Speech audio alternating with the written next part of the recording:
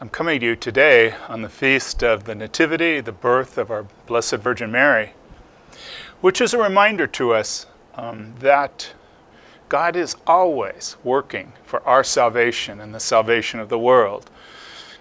In our individuality, sometimes we don't think of that in terms of our time, but always God is working, and for Catholics, that's so important to remember. I also come to you today to remind you that Bishop Olmsted, as I said before, did a webinar recently, and one of the things that he reminded us is we are still in phase 1 of the 3 phases that he set up. Sometimes it seems like we're loosening things up, and I'm going to talk a little about that. But we are still in phase 1, and that's very, very important to remember. Given that, you're going to see some changes in the church. We're going to change the seating, the tape in the church. We've gone through, done measuring, we're okay. And so we're going to change the tape a little bit in the church. But I'm really going to ask you and all the ushers, please do not move the tape. The tape is there for a reason, so please don't move it. We're going to talk about and probably add a little more music so that the Mass feels a little more celebratory. But I want you to remember to keep physical distance and that to wear masks. That's still a requirement. Very, very important one. And if we take care of that, then we can continue to open things up a little bit and just feel a little more that sense of normal. So we might we're even going to talk, I have a meeting after I talk to you, I have a meeting where we're going to talk possibly at having at least one altar server, so everything just begins to look a little more normal. One of the things the bishop did say in his webinar is that we can expand our groups. In other words, instead of maximizing groups at 10 to meet here, we can now go up to groups of 50. And so there still has to be physical distancing. We still have to wear masks. And for the church, there's a lot of sanitizing and cleaning that we have to do after each group is in a room. So it's more work for us, but we are going to slowly open up.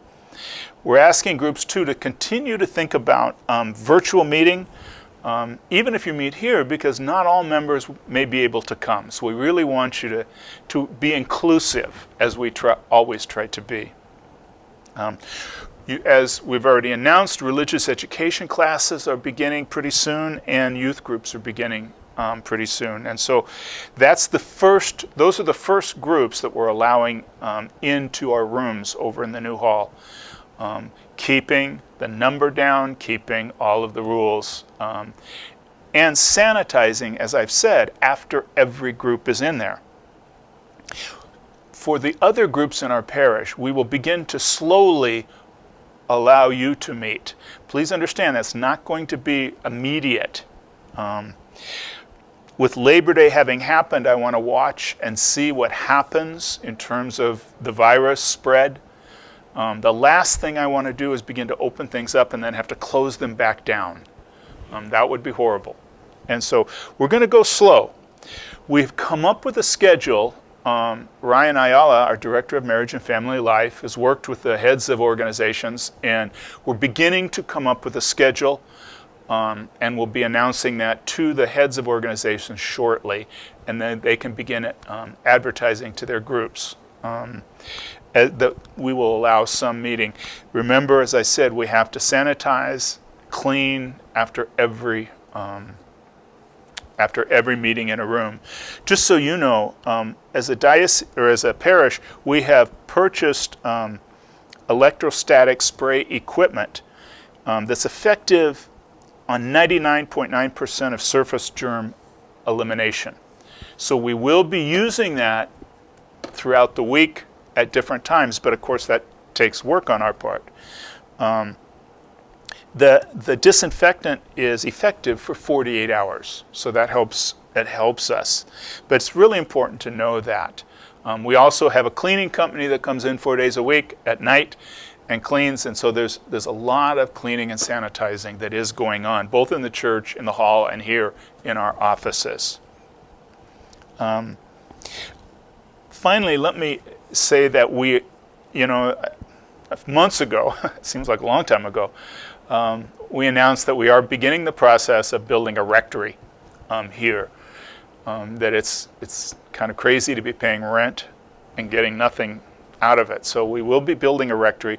The building committee stopped meeting at the beginning of the coronavirus, but we have decided to continue meeting and have met. And basically, we've come up with a basic plan.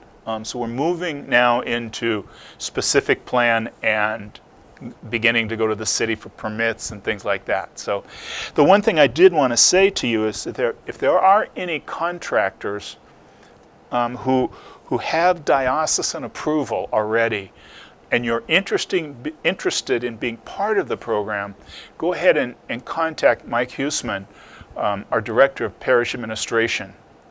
Then we can have your name at least as available, and as we begin to determine contractors for different jobs, that will help us a great deal. So, and we want to include parishioners as much as possible.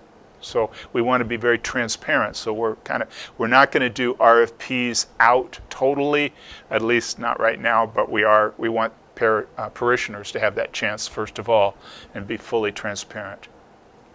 As your pastor, I really want to thank you for all that you've done in these crazy times, making my life a whole lot easier.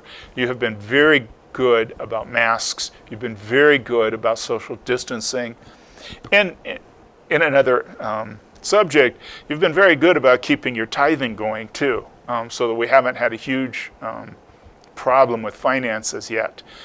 It's not that we have a lot of excess, but we are getting through. And so that's been very helpful, and not every parish in our diocese has had that blessing. So I thank you very much for all that you have done.